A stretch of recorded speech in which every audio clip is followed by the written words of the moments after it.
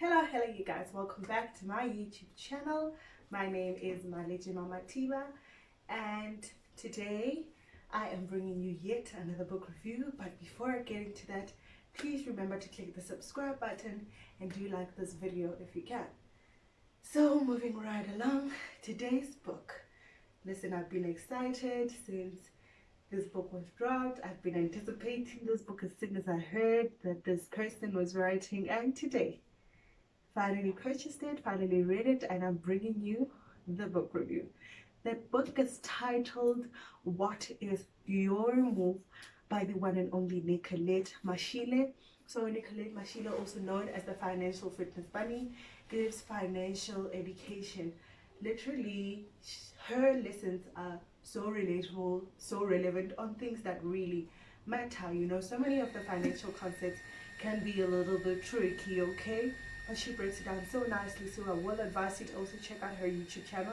She has great lessons over there as well. So without any further ado, let me get into the review. So for starters, the overview of the book, she is basically giving her life experiences in relation to money. So it's like a financial biography basically. So you will get lessons from there.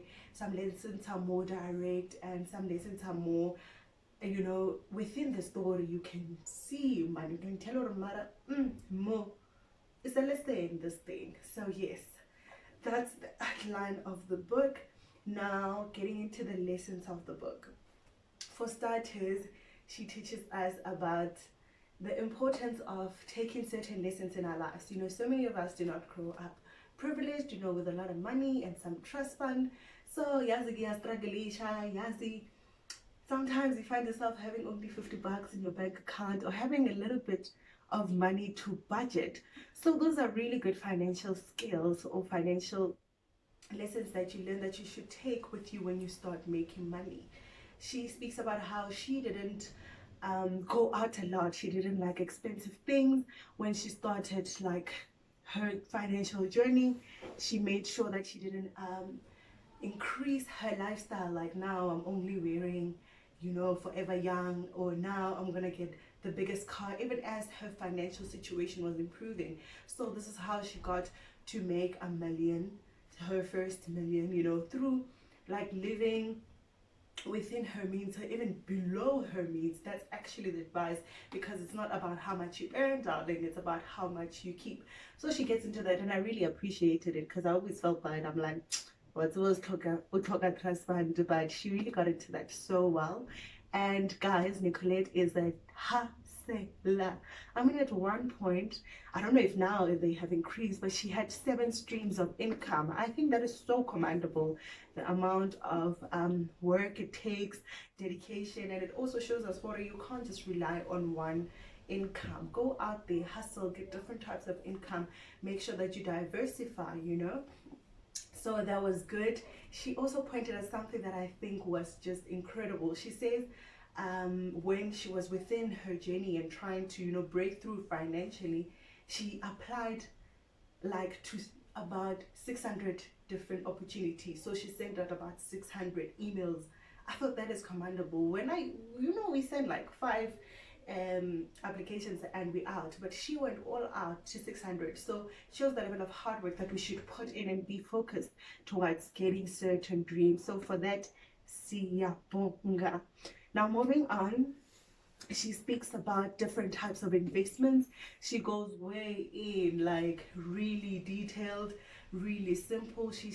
I think she outlined about 11 different types of investments, from forex all the way to like ETFs, buying shares, buying gold, investing offshore, different like types of investment. She made it so easy by getting into what it is. What are the advantages of investing there? What are the disadvantages? So listen, this is a really good book to just plug you to see the 360, the good, the bad, from whatever investment that you're having. So yes, she has about 350 something pages, yeah, above 300. So she really goes into detail very well about the types of investment. So another thing that is important for us to manage it's really our credit score. She has laid it down to the T. I haven't read a book that describes credit score so well, speaks about it so well, and gives us such a vast amount of information. You know, people can literally steal your identity, buy stuff that they will never pay, and that can really mess up your credit score. So if you are checking your credit score regularly, you'll be able to pick this up early and really get to fix it, right? So she advises us to check our credit score at least once a year. So now, I feel like some people do not understand the importance of credit. Credit is important in a sense that it allows you access to certain things that you wouldn't have. So if you want a car now, you don't have the money. That's where credit comes in. And in order for the bank to give you money, they don't just give you because when you're working, or they don't just give you because when you think you're moneyed, right? You need a credit score. So it's very important for us to start building a credit score. Even a clothing account, just open that. I know for new graduates who are starting to work, they really do not take this into consideration, but it's certainly important for you to have a good credit score. You get good rates, you know, she lays out all the benefits that you can get. And yeah, that was just impeccably done. I finally got to check my own credit score as well, and yes, I can build it, you know, I am aware of it, you know. So that was really, really, really good.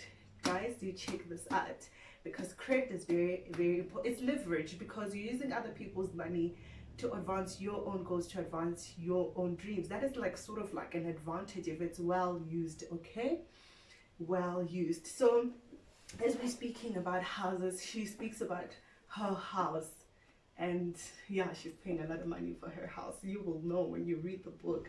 And I'm like, but when you buy a house, there's so many expenses to take into account. I mean, there could be like 5 to 10 different expenses that you could pay, from transfer duties, which are really expensive because it's a certain percentage of the house that you are buying. I think so.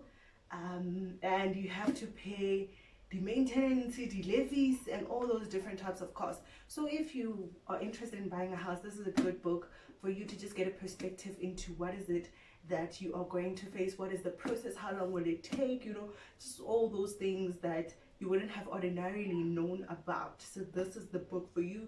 Also, in terms of buying a car, guys, just because we can afford installments, that is not the only thing to consider. Consider your petrol cost, your fuel cost, consider your insurance, so many different costs. So I like how she outlines all of those lessons in here. So now moving on, she spoke about dating and money. Okay, mujolo, mujolo, mujolo. I like that this time around it wasn't only for people who are in serious relationships or people who are married. Okay, it was like even for people who are, you know, still within, you know. So so even for the people who are still dating, she speaks about, you know, 5 factors that come in terms of money and relationships. You know, how does somebody spend, their spending habits, what they value, you know, the type of debt they have, you know, those are things to consider. Also, you know, how they are taking care of their family financially, be it from the lady side or from the guy side. Those are some of the things that are very important and affect a couple's finances. So I liked that she said that, because I think it's very important for us to really discuss finances in relationships. Now I'm buying a whole new entire outfit to please you, because I mean, you're way beyond my goals, and you make me on Sunday. Now I can't go back because Sunday I have my best outfit. Now I'm going to buy. So it's really important to be transparent about money, so that people know what you can afford and what you can't afford. But of course, it depends. Okay, I'm not saying everybody should do that, but it's really good to take that into account. So now, one of the things I loved, and I think this is the last lesson I'm going to state, she spoke about money dials. So money dials is like the things that trigger you to spend the money. Okay, so she has a list of 10 things. I think she got it from a certain book. I'll link it in the description below. So there are things that just prompt you when I'm on to the money must just roll out. So these are different things for different people. So I'll just list a few. For example, number one, some people love convenience. So if anything that makes their life convenient comes up, it's easy for them to spend money.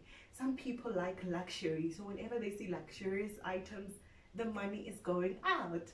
Some like traveling. So when I want to trip,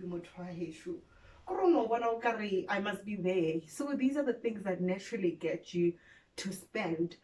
So she has an exercise where you can see that, so you recognize it and you are aware whenever that occurs into your life. So I thought that was just epic. I've never really thought of like money dials and stuff like that. So now I know my money dial, which is also in line with Nicolette's money dial, which is like convenience, guys. Me, I like convenience. If I could have like a personal chef, I'd get a personal chef. I'd get 3 maids if I can afford them, if I need them. I'd get like a garden person. I'd get like people should come and do my hair at my house.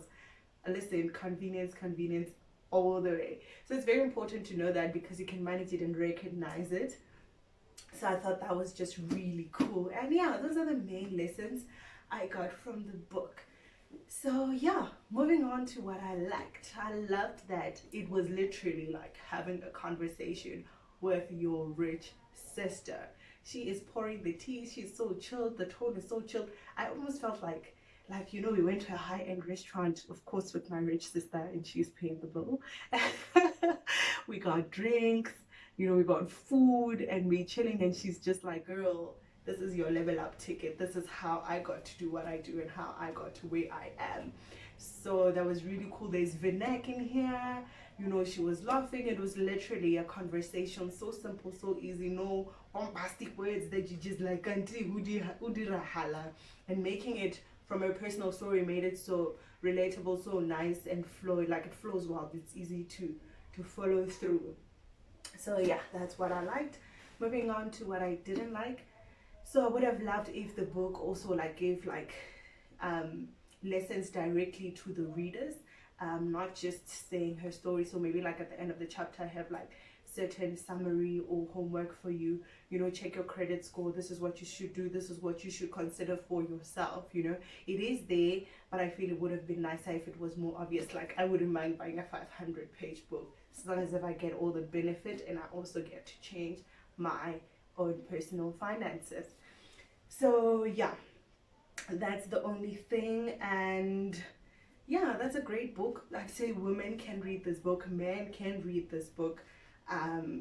She is so relatable, South African perspective, so many tips and tricks that you can put in. I mean, the automation part, it helped me automate so many of my expenses, and I'm managing my money so much easier now. It is so much cooler and it works for me. So do get the book, get to learn some few financial tricks. Who knows, we can all be millionaires like Nicolette, right? Thank you so much for watching the review. Please do click the subscribe button, and if you liked this book review, please do click like. And thank you so much, guys, and until another book review. Thank you.